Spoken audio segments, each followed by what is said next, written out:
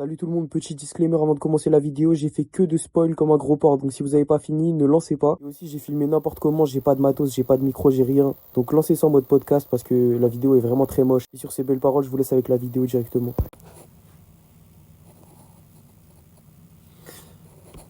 Bonsoir la famille, j'espère que vous allez bien, moi ça va très peu, je viens de finir le 5e épisode de la 5e saison de Stranger Things.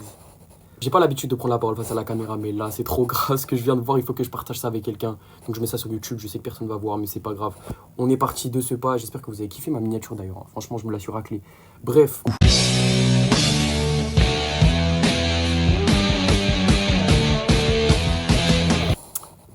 C'est quoi ce merdier les gars? C'est quoi cette blague? Wesh, on a attendu 3 ans, on a une saison 5.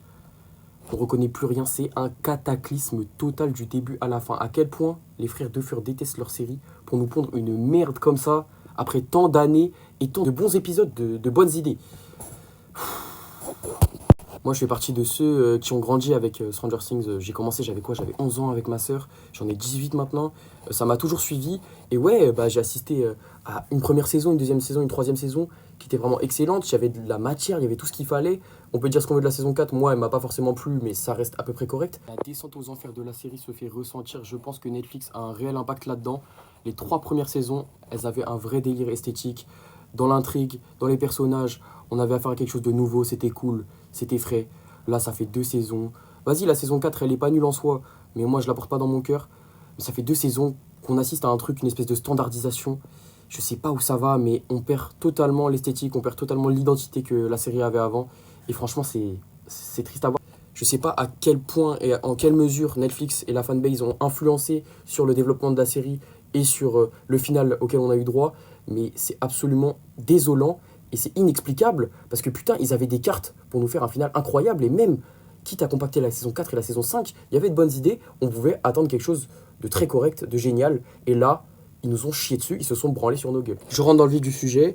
Depuis le début de la saison 5 et surtout dans la deuxième partie, le scénario, et pas que le scénario, hein, mais on va commencer sur ça pour l'instant, c'est du tout droit, c'est linéaire, c'est machinal, et c'est explosé, sa mère, c'est rempli de failles, il n'y a rien qui suit. Les personnages n'ont plus aucune volonté propre, ils servent juste de clé scénaristique, et chaque putain de parole prononcée par un personnage a une influence directe sur le scénario. Il n'y a plus de place pour les épisodes filler et tout, après on va me dire c'est la saison 5, etc. Je suis bien d'accord, mais là, il n'y a plus aucun charme, il n'y a plus aucune alchimie entre chacun des personnages, parce que putain, ils sont là, ils récitent le script, et aussi bons soient-ils, ils sont pas tous bons, hein, surtout Noah Schnapp, on va y revenir, mais tu peux pas réussir à rendre ça bien en fait. Le scénario, il est hyper simple, c'est le même schéma à chaque fois, c'est le même pattern, c'est insupportable. Les trucs à base de on a un problème, un des personnages trouve une solution miraculeusement, puis il y a aussi le délire de oh putain, on va prendre une rêve des années 80, on va la remettre sur notre situation actuelle et boum, on va avoir une réponse à notre solution. Ah, les boppers sont croustillants à l'extérieur, je m'en bats les couilles. Je m'en bats les couilles. C'est marrant plusieurs fois, tu vois, mais à un moment donné, il faut arrêter de se foutre de nos gueules. Genre là, pour chaque solution, ils nous trouvent des trucs, c'est les personnages qui sortent ça de leur chapeau, et du micro-ondes, et vas-y frère, c'est n'importe quoi. Autre point par rapport à ça, les dialogues, ça me casse les couilles, la série nous tient par la main, c'est quoi, on a 7 ans, on nous explique tout comme si on était des gros bébés cadoms. Wesh, dès qu'il y a un truc qui se passe, il faut que, vas-y, il y ait 11 flashbacks. C'est quoi cette paresse en fait dans la mise en scène, c'est quoi cette paresse? Genre, on est où frère? C'est quoi, on est sur TF1? J'enchaîne direct avec le fait que la série ne tient simplement pas debout parce que c'est un putain de gruyère ce scénario. Il y a tellement de failles scénaristiques, je vais pas pouvoir toutes les citer ici, de toute façon vous les connaissez à peu près, mais là comme ça, celles qui me viennent, on va dire, il y a quoi? Il y a ouais, l'absence de Démo-Gorgon dans le dernier épisode.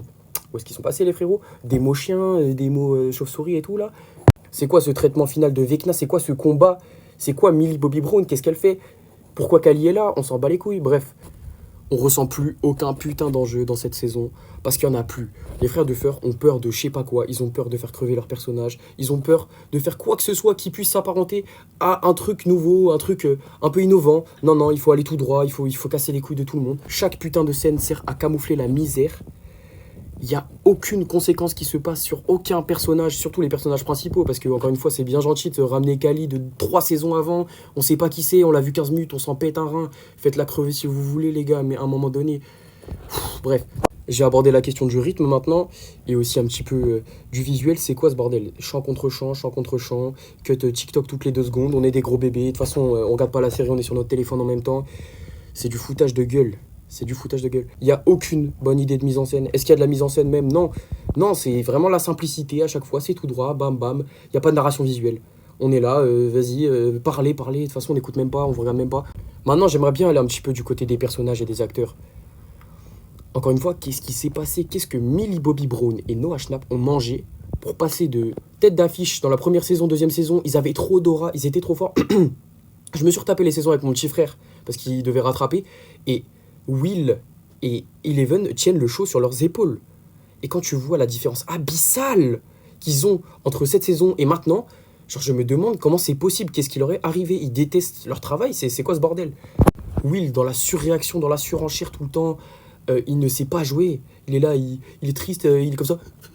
Maman, maman. Wow, horrible. Je refais plus jamais ça, désolé. Et Eleven, qui est stoïque, qui ne bouge pas de la saison, son développement, il n'existe plus, on s'en bat les couilles. Bon, à la fin, ils nous l'ont un petit peu remise au goût du jour, mais les gars, quoi, les gars, sérieux. Même au-delà de l'acting, les personnages dans cette saison n'existent plus à titre individuel. Je vais parler au hasard de Dustin, allez. Le frérot, déjà, on ne développe absolument plus son amitié avec Mike et tout le groupe. C'est juste devenu le buddy de Steve. Et il casse les couilles, il ne sert à rien, à part à donner des clés scénaristiques et à donner les réponses à toutes les questions que le groupe se pose. Il nous sort le trou de verre de son trou de balle. Ils arrivent à le rendre détestable, alors qu'à la base, vas-y, Gaten Materazzo, pardon, et l'acteur de Steve, je sais plus son nom, ils avaient vraiment réussi à créer une vraie alchimie. Il n'y a plus rien qui fonctionne dans ce truc. C'est caricatural. Toute la saison est caricaturale. On dirait une campagne un best-of, on dirait un best-of 10 ans après où ils reviennent et ils font un petit épisode filler de fils de pute. Le bordel est long, il est fade, il n'y a aucune prise de risque, c'est sans ambition et ça dure putain de trop longtemps. On a des épisodes qui durent 2 heures, le dernier épisode les gars, tous les épisodes, même l'épisode de 2 ou 3 si je dis pas de bêtises. On a des scènes interminables. La dernière scène entre le groupe des 4 là, Steve, Nancy, Jonathan et Maya Hawke là. Pour aller où? Enfin, je veux bien que vous jouiez sur la nostalgie et tout, vas-y, vous essayez de créer des scènes iconiques, mais déjà, mettez un vrai fond vert, les gars, enfin, c'est trop gaze, c'est trop moche. Maintenant, j'ai une question. Pourquoi Jonathan et Nancy, ils meurent pas? Pourquoi Steve, il meurt pas? C'est quoi ce fond noir que vous nous mettez une seconde, là? Vous croyez qu'on y croit, les frères? Wesh, c'est n'importe quoi. J'ai regardé la série les mains dans les poches, je savais qu'il allait rien se passer. Je savais juste qu'ils avaient fait renaître Kali des cendres, on sait pas d'où, parce qu'ils allaient s'en servir pour la tuer et pour créer un semblant de tristesse. C'est qui Kali, les gars? C'est qui? Je sais pas moi, créer des trucs, quitte à nous choquer, faites crever Oli. Bon, vas-y, c'est un personnage de cette saison, ils aiment trop tuer les personnages en une saison. On se rappelle du mec du Hellfire Club là. Je suis désolé, je me souviens plus exactement des noms, mais ça reste très clair le scénario dans ma tête. Faites crever Oli, choquez-nous. Là, vous êtes dans la bien-pensance, la bienséance, vous avez le droit de rien faire, franchement, c'est usant. Et je fais que de me répéter, à chaque fois que je cut, je dis la même chose, c'est usant. Désolé les gars, encore une fois, je suis pas professionnel. Je vais m'attaquer à la partie qui me met le plus en rogne. Les gars, si seulement je pouvais me consoler avec le visuel. Ils peuvent pas avoir foiré le visuel, après tant d'années et après tant de budget. 400 millions la série, 400 millions, c'est la plus grande série de l'histoire. Je sais pas ce qui se passe avec l'utilisation de la 3D depuis 2 saisons. Mais la chipisation de la série se fait ressentir. Je pense sincèrement que dans 10 ans, les épisodes qu'on vient de voir à la télé, là, ils seront inregardables. Alors que, putain, ils avaient réussi à faire des trucs sympas dans la saison 3, avec Billy, avec les démos chiens et tout. Les démos gorgons, ils avaient l'air vraiment réels. Ils avaient du poids, ils étaient beaux, il y avait du contraste. Là, on a des trucs gris, dégueulasses. Ils font tout le temps le même émote. Ah, comme ça, wesh, on a compris les frères. Tout ce qui touche à la photo, à la mise en scène, comme j'avais dit, c'est devenu immonde. Et je n'abuse pas, je suis pas un maxeur, c'est vraiment devenu trop laid. Et tout ça sans parler du dernier épisode, parce que je viens de le finir. Les gars, on vient de voir un truc, je vous jure, c'est révoltant. Genre, on devrait vraiment être choc-barre de ce qu'on vient de voir.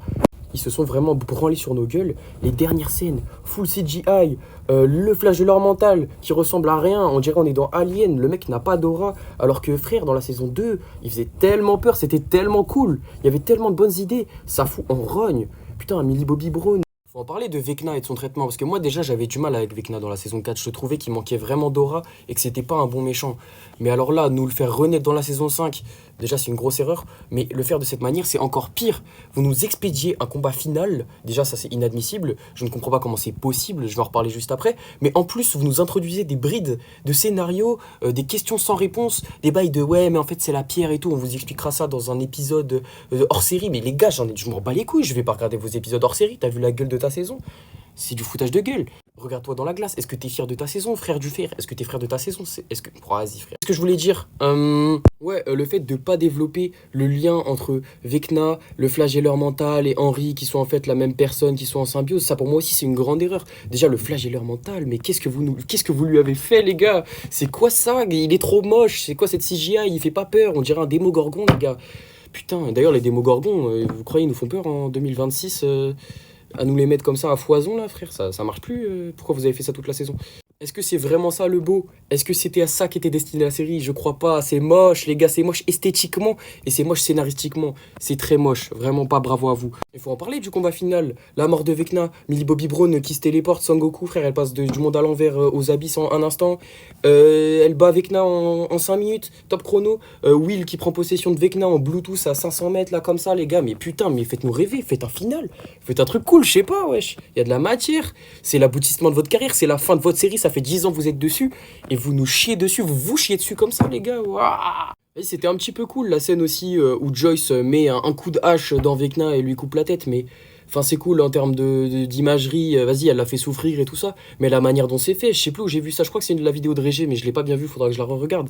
Mais il dit que ouais, c'est de la paresse en termes de mise en scène. Qu'est-ce que tu peux nous faire de plus mauvais que nous mettre 15 minutes de flashback par épisode, et là il y a le grand méchant qui meurt, vas-y, tu mets un petit flashback de quand Lucas il souffre, ils ont mis Mike, alors que Mike, frère, les flashbacks qu'ils mettent, il souffre pas le frérot d'ailleurs. C'est nul, c'est mal fait, c'est de la redite, c'est redite sur redite. Cette saison, c'est une saison pour les gros bébés, c'est de l'explication, de la surexplication. Si vous avez kiffé cette saison, je suis désolé, vous êtes un gros bébé, vous êtes un gros bébé.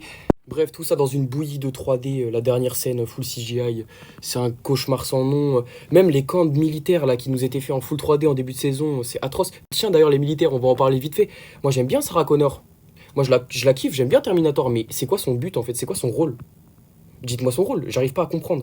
À part faire peser un petit peu de poids sur la mort de Eleven à la fin et tout, ouais, ils veulent récupérer Eleven, je sais pas quoi.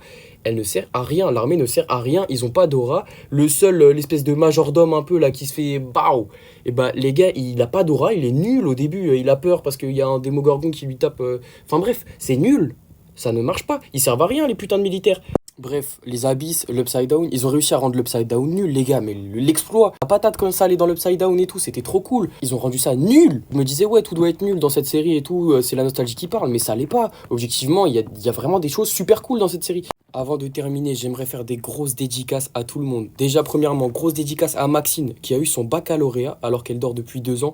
Franchement, c'est une putain de prestation, je sais pas comment elle a fait ça, elle est très forte, franchement, bravo à elle. Énorme félicitations à Derek, qui a réussi à own Vecna en tirant sur Oli. Visiblement, il a plus de force que le grand méchant de la saison, donc franchement, il est trop chaud, bravo à lui. Grosse dédicace au démogorgon que Lucas jump avec son pied aussi, ça c'est top.